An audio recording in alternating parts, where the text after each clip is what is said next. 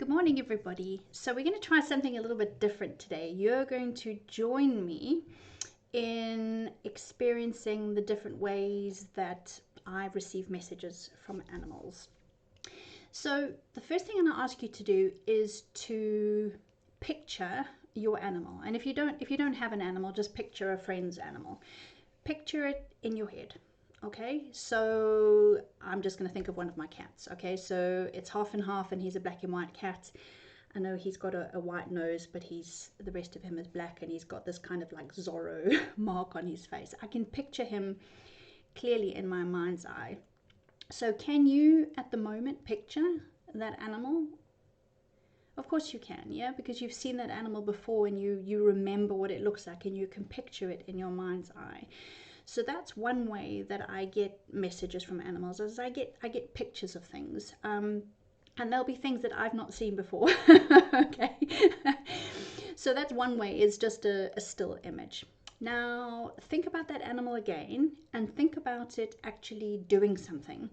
So half and half loves to, I want to say terrorize, but let's hope it's not terrorize. Let's hope it's perhaps keep the other cats on their toes and make sure that they're up to date on their defense skills.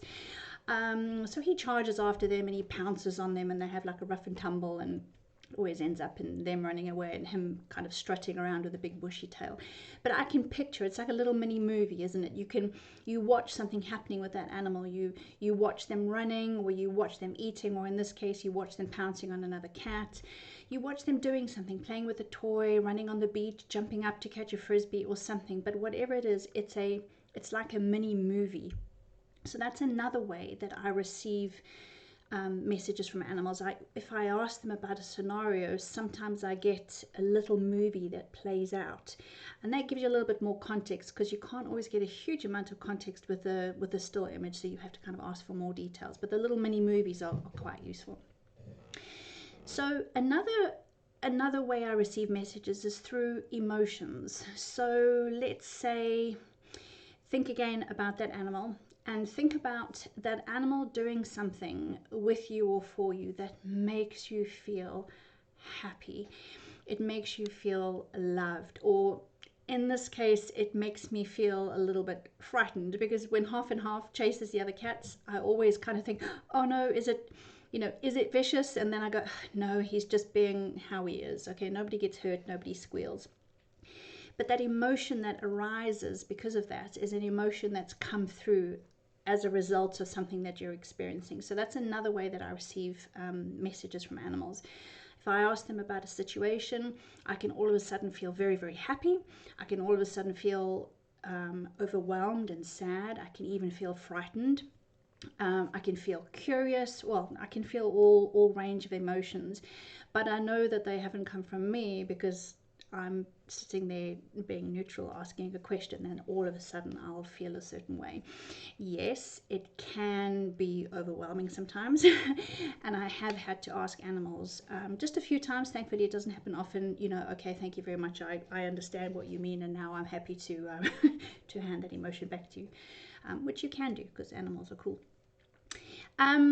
Sensations is another way that I receive messages from animals. So again, think about that animal. Think about stroking it. So think about the feel of its fur or its hair under your hand. What does it feel like on your hand? Is it soft and silky? Is it wiry? Is it furry? Is it hard? Is it, all manner of things. You can also picture this if you were standing outside and you could feel the sun on your skin. There's that warmth, it's a sensation. If it started raining, you would feel the raindrops on your skin. And this communication method is quite useful if animals are experiencing something with their bodies. If perhaps they're itching, or perhaps they feel heat in a certain area in their bodies, or indeed they feel pain. So that's another way. The last two, we're going to step away from the animal. You'll understand why, because the last two are smell and taste. And whilst we all know to a certain extent what our animals smell like, it's not always very pleasant. So let's think about something else. So I'm going to use an orange as an example. Okay, so again, we can go through all the things again. You can picture an orange. You picture an orange in your head. If you now picture somebody cutting it, there you've got the little movie where they're cutting the orange and you can see the knife going back and forth and the orange falling open. The next thing you're going to think about, or that you're going to get, is the smell, aren't you? You're going to get that gorgeous citrusy smell that hits you from that orange, and we can all smell it. We know exactly what it smells like. And this is another way that animals can share their communication with me. They can tell me that they smell something in a certain way. They can also share with me how they smell, which, you know, sometimes is pleasant and sometimes not so much. Perhaps if they don't like their food, if they share with me how it smells, I can say to people, you know, they're not so happy about their food because to them it smells sour, or it smells too much like XYZ. I can't think of an example right now, but yeah, so smell comes in quite handy as well. And then of course the last one is taste. Now, I did get caught out by this when I first started my animal communication business, when I very naively asked an animal what their food tasted like. And I was coming in with a, genuine inquiry. I wanted to know if the animal enjoyed their food. But instead of asking them how they felt when they ate their food, i.e. happy, excited, with a sense of enjoyment, I asked them what the food tasted like.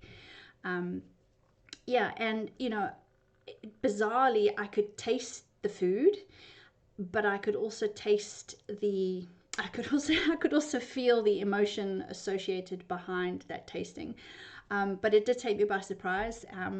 So I tend to not ask that anymore. I tend to kind of ask them how they feel when they eat. So the same, going back to the orange example, you know what that orange tastes like. As soon as you put it in your mouth, you know what an orange tastes like. And there's all sorts of sensations there as well. There's the sensation of the liquid, of the juice of the orange. Perhaps you can feel the different textures between the orange flesh and a bit of pith. Maybe you've got a bit of skin. So there's all those sensations as well. So those are the different ways that I receive communications from animals. So just to recap quickly again, there's the kind of the still image, which is just a picture of something. There's a little mini movie, so I can actually see something happening. There's emotions, what the animal's feeling about something. Sensations, so actual physical sensations. Smell and taste. So what do you think of that? Let me know in the comments, and I'll see you in the next video. Cheers for now. Bye.